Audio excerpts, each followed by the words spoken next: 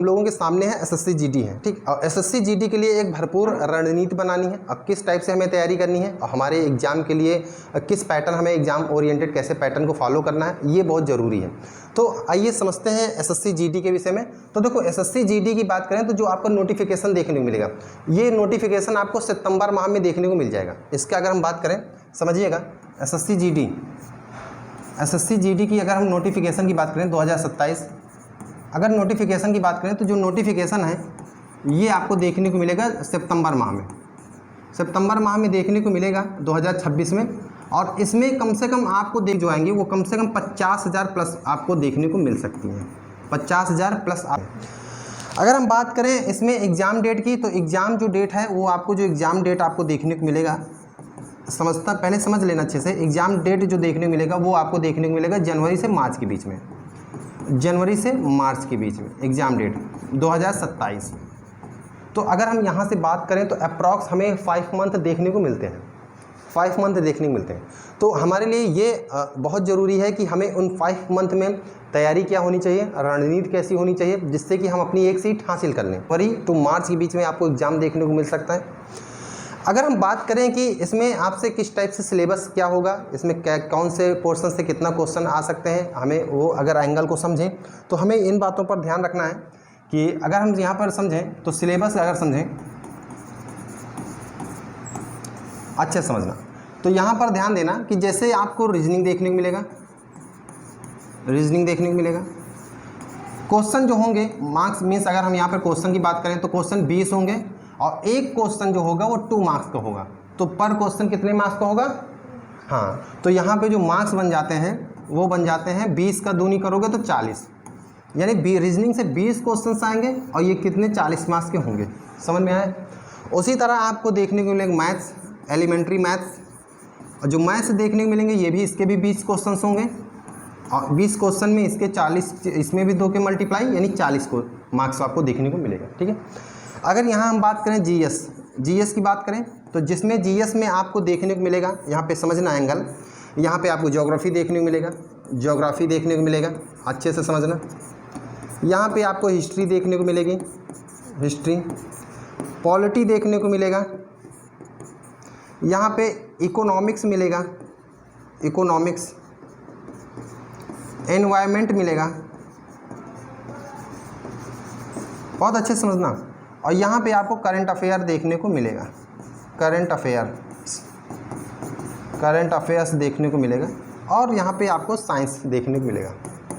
But आप ये सब चीज़ें अच्छे से समझना कि ये जितनी भी चीज़ें आप देख रहे हो, पॉलिटी जीएस में आपको समझना है, पॉलिटी आपने देखा, ज्योग्राफी आपने देखा, इकोनॉमिक्स देखा, एनवायरनमेंट देखा, है ना, हिस्ट्री देखा, करंट अफेयर देखा, साइंस देखा, जितनी भी चीज़ें आपको देखने को मिल रहा है ये सब बेसिक होंगी।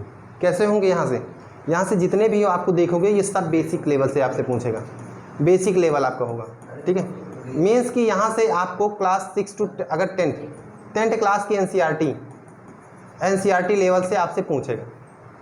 बात को समझ में आ गई? बात समझ रहे हैं आप? अच्छे से समझ में आ रहा? ठीक है। तो यहाँ पर आप जीएस में आपको देखने को मिलते हैं 20 क्वेश्चंस, और जो 20 क्वेश्चंस होंगे ये भी कितने मार्क्स के होंगे? 40 मार्क्स के होंगे, ठीक है। अब हम बात करेंगे जो आपको 20 क्वेश्चंस देखने को मिलते हैं, वो 20 क्वेश्चंस जो देखने को मिलते हैं उनको समझना। जो 20 क्वेश्चंस वो देखने को मिलेंगे वो हिंदी और इंग्लिश ऑप्शनल रहेंगे। मीन्स यदि आप हिंदी ले रहे हैं तो 20 क्वेश्चन आपको हिंदी के देखने को मिलेंगे, यदि आप इंग्लिश ले रहे हैं तो आपको 20 क्वेश्चन इंग्लिश को देखने को मिलेंगे। क्लियर है? आपने हिंदी सेलेक्ट किया तो 20 क्वेश्चन हिंदी के रहेंगे, आपने इंग्लिश सेलेक्ट किया तो 20 क्वेश्चन इंग्लिश के रहेंगे। तो 20 क्वेश्चन आपको यहाँ पर देखने को मिलेंगे और यहाँ पे 40 मार्क्स इसके भी बन जाते हैं, ठीक। तो टोटल क्वेश्चन की बात करेंगे तो टोटल क्वेश्चन 20, 40, 60, 80 क्वेश्चन होंगे। इसके मार्क्स जो होंगे टोटल वो 160 होंगे, 160, ठीक है। प्रत्येक क्वेश्चन जो आपको देखने को मिलेगा, ईच क्वेश्चन जो रहेगा वो 1/2 दैट्स मीन कि एक क्वेश्चन 2 मार्क्स का होगा, ठीक है। क्लियर है? सब चीज़ें समझना है। यहाँ पर आपको निगेटिव मार्किंग देखने को मिलती है 0.25, ठीक। मीन्स यदि आप एक क्वेश्चन गलत करते हैं, तो वहाँ पे 0.25 की निगेटिव मार्किंग आपको देखने को मिलेगी। बोलो कॉन्सेप्ट क्लियर है? ठीक है। तो यहाँ से इन सब चीज़ों को देखना है। ये आपका CBT टेस्ट होगा, आपको समझना है, ये आपका CBT टेस्ट होगा, कंप्यूटर बेस्ड टेस्ट होगा, ठीक है, जो कि 60 मिनट आपको मिलेंगे। 60 मिनट मीन्स 1 आवर का आपका पेपर होगा, 1 आवर का एग्ज़ाम होगा। उस 1 आवर में आपको CBT के थ्रू आपको टाइम मैनेजमेंट करके एग्ज़ाम देना है, ठीक है, समझ में आया। इसके बाद आपका फिजिकल टेस्ट होता है, मीन्स फिजिकल फिर होगा आपका, आप एग्ज़ाम क्रैक करते हैं, एग्ज़ाम क्वालिफाई करते हैं तो आपका फिजिकल होगा, ठीक है। फिर आपकी मेरिट ये सब कट ऑफ बनती हैं, उसके थ्रू आपका सिलेक्शन होता है, ठीक। और ये वैकेंसी आपके लिए इतना अच्छी लकली हो आप सभी लोग कि समझ लो बहुत अच्छे समय से वैकेंसी आई है और बेस्ट वैकेंसी आई हैं। यहाँ से आप other post CISF, BSF, AR means Assam rifles, है ना, इसमें से कई सारी जो कांस्टेबल लेवल की वैकेंसी होती हैं उसमें आप आसानी से सिलेक्शन ले सकते हैं, ठीक। अब हमें समझना है कि हमें स्ट्रेटजी कैसी होनी चाहिए, हमें तैयारी किस तरह से करना है, ये हमारे लिए बहुत ज़रूरी है। यहाँ पर अगर हम एक बात और आपसे बता दें इस नोटिफिकेशन के थ्रू जब आएगा आपको क्या देखना है, तो यहाँ पर एक इन्फॉर्मेशन और लेना कि जो एज की बात करें, एज समझना है कि यहाँ पर एज क्या होने वाली है, उम्र क्या होने वाली है। तो उम्र जो होने वाली है 18 से 23 साल के बीच में होने वाली है, 18 से 23 साल तक, ठीक है। 18 से 23 साल तक के बच्चे इस फॉर्म को भर सकते हैं, जहाँ पर जनरल और EWS के बच्चों के लिए 18 से 23 साल होगा। अगर कोई बच्चा OBC से है तो उसको 3 वर्ष की छूट मिलेगी, 3 वर्ष की छूट मिलेगी। यदि कोई बच्चा SC ST से बिलोंग करता है तो उसको 5 वर्ष की छूट मिलेगी। बात को समझ में आया? मतलब ये है कि यदि आप OBC से हैं और आपकी उम्र 23 हो गई है तो आपको 3 साल उसमें और ऐड हो जाएगा। तो मान लो आप 24 साल की हैं, तो अभी तो 24 साल की हैं, तो ऐसे में तो फॉर्म भर नहीं पाओगे। बट OBC में आप अगर आ रही हो, OBC कैटेगरी में आ रही हो, तो आप 3 साल एक्स्ट्रा बढ़ जाएगा, तो 26 हो गया ना, तो आप आ गए कि ना, 24 उसी 26 के अंदर आ रहा है नहीं 24, तो आप फॉर्म भर सकते हो।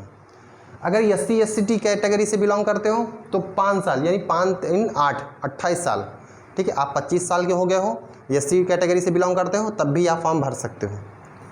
मतलब आप समझ गए, आप कॉन्सेप्ट क्लियर है, ठीक। तो आपको ये सभी चीज़ें समझना है। अगर यहाँ पे हम हाइट की बात करें तो महिलाओं की हाइट की यहाँ पर समझना, हाइट की बात कर लें अगर यहाँ पर,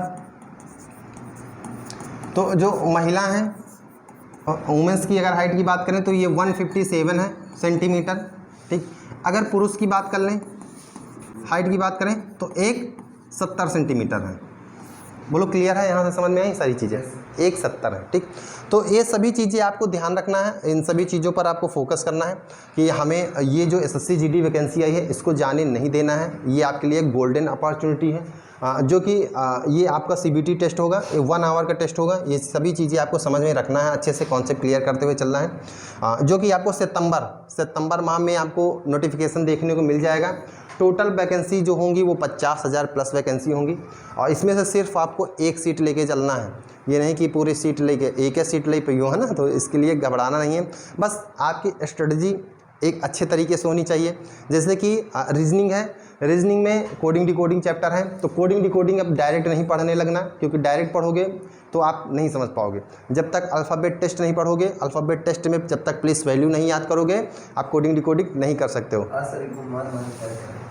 याद कराते हैं, ठीक। अच्छी बात यह है ना, हम डिकोडिंग बच्चा क्या करेगा कि डायरेक्ट पढ़ेगा, भाई नहीं कर पाएगा। कोडिंग डिकोडिंग के क्वेश्चन कर ही नहीं पाएगा जब तक वो प्लेस वैल्यू नहीं लर्न करेगा। अल्फ़ाबेट टेस्ट के क्वेश्चंस नहीं अटेम्प्ट करेगा, अल्फ़ाबेट टेस्ट जो चैप्टर है उसको जब तक नहीं करेगा तब तक वो नहीं पहुंच पाएगा कोडिंग डिकोडिंग। तो एक अप्रोच होनी चाहिए, हमको किस समय में कैसे सिलेबस को कवर करना है वो हमारे पास स्ट्रेटजी होनी चाहिए ना, रणनीति होनी चाहिए। तो हम लोग अपनी रणनीति के तहत इस पूरे कॉन्सेप्ट को क्लियर करेंगे अच्छे से। पूरी हम लोगों की SSC GD की क्या होगी, SSC GD 2027, इसकी हम लोगों के पास पूरी स्ट्रेटजी होगी। हम लोग पूरा कॉन्सेप्ट से क्लियर करेंगे। आपका रीजनिंग होगा, आपका मैथ्स होगा, आपका GS होगा, आपका हिंदी, अगर हिंदी है तो हिंदी, इंग्लिश है तो इंग्लिश। ये आपके अच्छे से कॉन्सेप्ट यहाँ पर क्लियर कराए जाएंगे सारे सब्जेक्ट्स के, ठीक है। हाँ, ये आपके ग्रामर पोर्शंस है ना, और गद्यांश हो गया। हिंदी में उधर जाओगे तो व्याकरण जैसे हो गया, है ना, ये सब देख लो। वैसे इधर इंग्लिश में जाओगे तो वोकैबुलरी हो गई, सिनोनिम्स एंटोनिम्स, है ना। ये सब आप देखते हो, जो उधर भी ग्रामर आपको पोर्शन देखने को मिलेगा, पार्ट्स ऑफ स्पीच हो गया, जैसे ये सब चीज़ें है ना। तो आपको बस करना है, प्रैक्टिस सेट करना है, अच्छे से सॉल्व करना है, एग्जाम ओरिएंटेड करना है। हमें पढ़ना है बट एग्जाम ओरिएंटेड पढ़ना है। उन क्वेश्चंस को नहीं टच करना है जो एग्जाम से बाहर हैं, जो उसके लेवल के नहीं हैं। एग्ज़ाम लेवल तक की हमें तैयारी करनी है कि हमारे एग्जाम के लेवल क्या है इसका, वो समझ के हमें चलना है। डेली आपकी करंट अफेयर की क्लास होती है मॉर्निंग में, वो आपका उसका बेनिफिट आपको डेली मिलता रहेगा, उसका टेस्ट भी होता रहेगा, है ना। तो ये आपके लिए बहुत बेहतरीन अपॉर्चुनिटी है। और अगर रायबरेली क्षेत्र के जितने भी बच्चे हैं, अगर हाँ, ये कोचिंग ऑफलाइन सेंटर भी है, अगर आप रायबरेली क्षेत्र से हैं तो आप ऑफलाइन सेंटर में भी आ सकते हैं, ठीक है। जिसका पता है jail road, Indira Nagar, L block 364।